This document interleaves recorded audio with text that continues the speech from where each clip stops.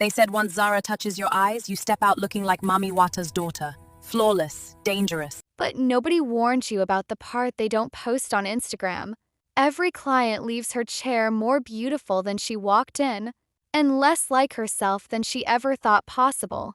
One by one, they start losing control of their minds, their desires, their lives. Watch closely, because beauty this perfect always collects something in return. Zara Osagie wasn't just a lash technician, she was a lash transformer. People used to joke that once Zara touched your eyes, you would step out looking like Mami Wata's younger sister. Even Zara herself laughed at that one. I beg, I'm not doing marine lash, she would tell her clients, but they never agreed. Her work was too good, too clean, too heavenly. From her early days in beauty school, Zara had been that girl that everyone ran to when the lecturer said, pair up and practice your lash sets. If you were lucky enough to be Zara's partner, your lashes would come out looking like a romantic destiny.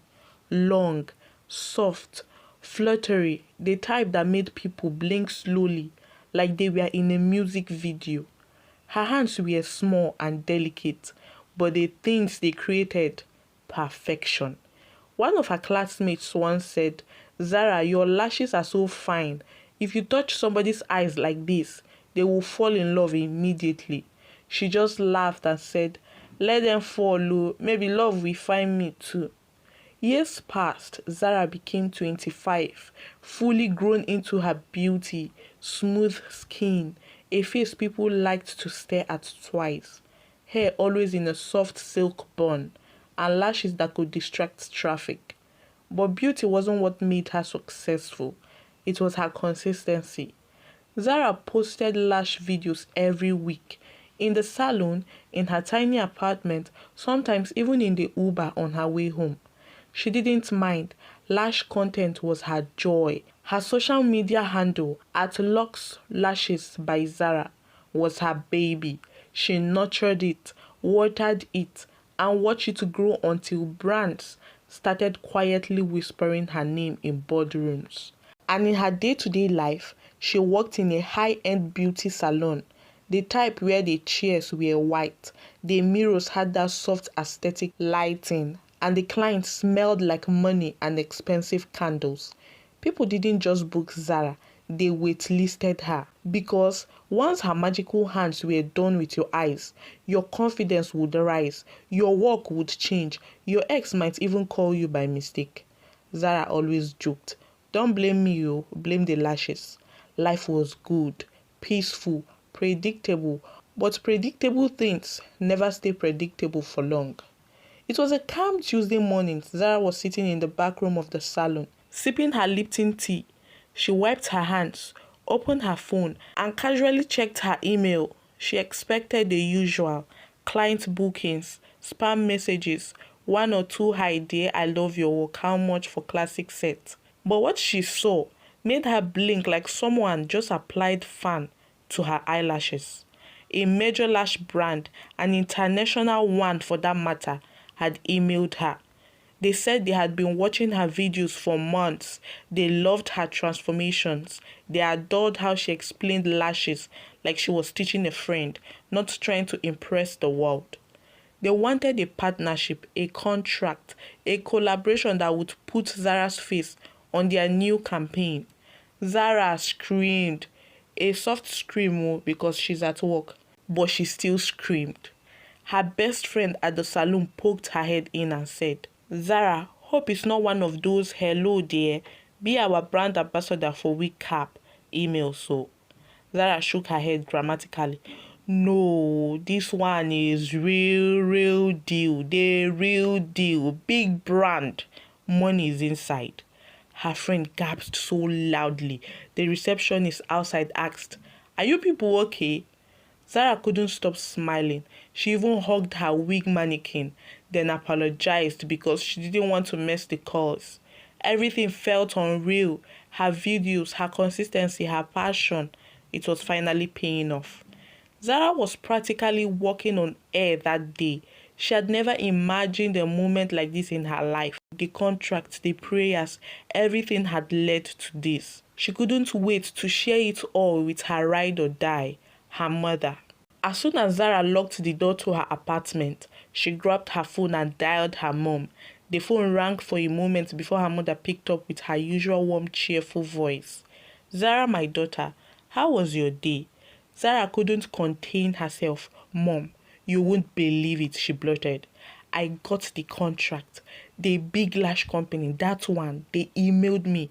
Can you believe it?" There was a brief silence on the other end. Then a soft laugh. "Of course. I can't believe it. You've been working hard for this. God has blessed you, my dear." Her mother's voice always gave her comfort, like a shield of love and protection. Zara sat back against the wall, the reality of it all sinking in. She had always dreamed of this moment, but now that it was here, it felt almost surreal. Her mother prayed over her, as always. Zara could almost see her kneeling down in their old living room, hands pressed together, whispering fervently, "Father, I thank you for my daughter. Bless this work, bless the contract. Let her rise, let her shine. May this be the beginning of many blessings." "Amen," said Zara over the phone. Zara smiled, the warmth from her mother's prayer wrapping around her. "Thank you, Mama. I love you," Zara said, feeling a sense of peace wash over her. The day for signing the contract came quickly. Zara dressed in her best, a simple yet elegant white blouse and black trousers, a look that screamed professional, but still with a touch of Zara's signature style. She had her perfect lashes, of course, and her makeup was on point. She didn't have a lawyer yet, but she had her best friend with her, who she had joked was her unofficial lawyer for the day. They met the company's representative in a sleek cafe, a neutral space where the deal felt more official. The representative, a polished woman with impeccable style, handed Zara the contract with a confident smile. "We have been watching your work, Zara. We're excited to have you on board." Zara smiled, trying to keep her nerves in check. She skimmed through the papers, her friend making sure she understood everything. Though Zara's confidence in her work spoke for itself, she didn't hesitate for a moment and signed the deal. The representative handed her a check that was bigger than any amount Zara had ever seen in her life. Her heart skipped a bit as she looked at it, but she knew this was only the beginning. She was going to make this work, not just for herself, but for her family. Months passed and things were changing fast. Zara was no longer just a lash technician. She was the lash technician. Her name was everywhere. Her handle was blowing up. Her socials were blowing up. The engagement was through the roof, and the brand was thrilled with her success. They were constantly sending new products for her to try out, and her content was becoming a major advertisement for the company. Zara's hashtag Lush Lashes was everywhere, to even a few shout-outs from influencers who adored her lash styles. The money started coming in regularly. The first thing Zara did was save up. She had always dreamed of owning her own beauty salon. She lived for it. But until now, it had felt like an impossible goal. She had been working hard at the salon, but this contract was giving her financial freedom, the kind she needed to actually make her dream a reality. Zara began looking at spaces. She was picky. It had to be perfect, a reflection of her work, silk, elegant and luxurious, the kind of place where women could sit, sip their tea and feel like queens while Zara worked her magic on their lashes. One afternoon she found it, a charming spot in a bustling part of town with floor-to-ceiling windows and enough space for a cozy yet sophisticated setup. She imagined it, soft lighting, elegant furnishings, and of course, the luxe lash stations where her clients would sit in comfort, getting the lashes of their dreams. She went to her boss at the salon, Miss Edna, the owner who had always been supportive. "Miss Edna," Zara said, I wanted to tell you first. I found a place. I'm opening my own salon. Miss Edna smiled widely, her face lighting up with pride. Zara, you've worked so hard. I'm so happy for you. You will do great things. You have always been like family to me. She gave Zara a big hug, and Zara felt a wave of gratitude wash over her. It felt good to know that her success was supported by those who believed in her. Zara's journey was no longer just a dream, it was becoming her reality. When Zara finally opened her salon, Lux Lashes by Zara was an instant success. Her old clients from the beauty salon, the ones who had been loyal to her for years, followed her to her new shop. They couldn't imagine anywhere else doing their lashes. Zara had built something special, a reputation, and with that reputation, the Lux Lashes brand was growing even bigger. Her work was not just about applying lashes, it was about making her clients feel like they had walked into a new version of themselves. Confident, radiant, ready to take on the world. It was the beginning of something incredible, and Zara felt like she was just getting started. As the days passed, small subtle things began to happen that she couldn't ignore, things that didn't sit right with her, but they were too minor to mention. It wasn't just her that felt it, it was with her clients too. One of Zara's most trusted loyal clients, Ada, had been coming to her for years. Ada was a student, always with a book in her hand or a laptop under her arm. Zara loved doing her lashes because Ada always left the salon looking happy and confident, and she was like a baby sister to her. But today was different. As Zara finished applying Ada's lashes and handed her the mirror to check her look, she noticed that Ada wasn't smiling. In fact, she was barely looking at herself. She stared at her reflection, her expression blank. Zara, concerned, asked, Ada, what's wrong? You're not smiling today. Did I do something wrong? Ada shook her head, but her eyes were distant. No, Zara, it's not you. The lashes are beautiful as always. It's just my exam. I don't know what's happening to me. Zara tilted her head. Exam? Ada, you always get top marks. What's going on? Ada sighed, running a hand through her hair, looking down. I went into the hall, and as soon as I sat down to write, my mind went completely blank. I couldn't remember a thing. I don't know what's happening. It's like everything I've worked for is slipping away. Zara laughed softly, trying to lighten the mood. Ha! Look at you, not smiling even with these killer lashes on. Are you sure you're not just overthinking? It will come back to you, trust me. But Ada didn't laugh. She just stared at the mirror again, her eyes lost in thought. Zara could tell this wasn't just about the exam. Something was off, but she didn't know how to say it. Maybe you need a break, Ada. You've been hitting the books too hard. You will bounce back, Zara said, trying to ease her friend's worry. Ada nodded, but Zara could see the worry in her eyes. As Ada left the salon, Zara couldn't shake the feeling that this wasn't just a case of stress. Ada wasn't her usual self, but she didn't know why. The next day, Fola walked into the salon for her regular lash touch-up.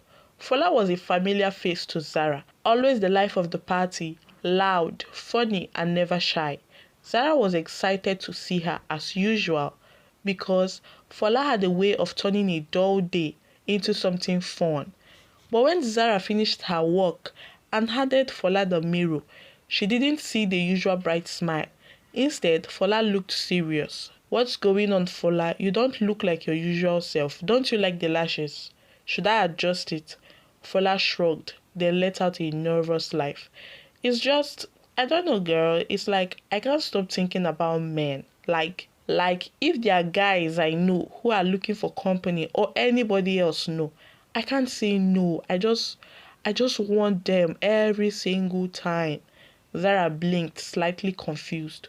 Hold up. What do you mean? What's going on? Fola, you've always been steady with your guy. Fola laughed it off, but there was a strangeness in her eye. I don't know, Zara. It's like I can't stop, Like I'm okay with just one guy. But now, girl, I could do 3 or even 4 men at the same time and I wouldn't feel tired. You know, like I'm just available. Zara almost choked on her own breath. Wait, Fola, hold up. How are you going to manage that? All these guys at the same time. Zara laughed awkwardly, trying to keep the conversation light. Are you not just tired or maybe overthinking? You don't usually talk like this. Fola's face grew more serious. It's like I don't know, Zara. It's like I have this urge now that I can't control. Before I used to be fine, but now it's just not enough. It's crazy. I don't even care anymore. Sarah didn't know how to respond. She just laughed nervously, trying to change the subject. But deep down, she could feel something wasn't right. Fola wasn't the same. Zara had never seen this side of her clients. They were regular women, leading their lives. But now, they were starting to show signs of something different, something Zara couldn't explain. She didn't think it had anything to do with the lashes though. How could it? They were just supposed to be enhancement, a little extra beauty.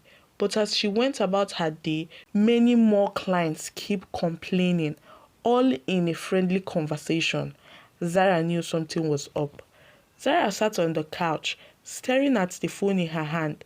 She had been feeling increasingly unsettled, like something was off, but she couldn't put her finger on it. It wasn't just her own mood, it was her clients, her staff, and most of all, the way she has been reacting to everything lately. She needed to talk to someone who knew her best, her mom. She dialed the familiar number, waiting for the call to connect. When her mom answered, Zara tried to sound upbeat, but her mom could tell something wasn't right. Zara, is everything okay? Her mom asked. Zara sighed. Mom, I've been feeling so off lately. The clients, the staff. It's like I'm losing control. I don't know what's happening to me. Her mom stayed quiet, letting Zara speak.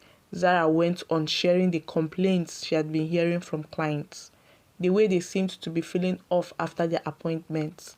Some had been unsettled, others distant, and some, like Ada, had seemed disconnected. But Zara couldn't explain why. Then Zara's voice dropped. Mom, it's not just them, it's me too. I don't know what's happening, but I've been so angry, so temperamental. Her mom stayed silent, waiting for Zara to continue. One day, my worker came in just 5 minutes late, and I snapped at her, Zara said, her voice tinged with regret. I was so angry. I knew it wasn't right. It was only 5 minutes, but I couldn't control myself. Afterward, I just felt so guilty. Her mom didn't say anything, so Zara pressed on. And then there was a client. You know, one of those who's always hard to please. She started complaining that the lashes weren't perfect, demanding a refund, and I just snapped. I slapped one of my workers right there. Can you imagine? I would never do that. I was always the one to handle things calmly. But this time, I didn't even think, Mom. I lost it. Zara's voice quivered. The worst part, I knew the client was just being difficult, but I lost control and I took it out on my staff. That's not me, Mom. I don't know why I'm like this lately.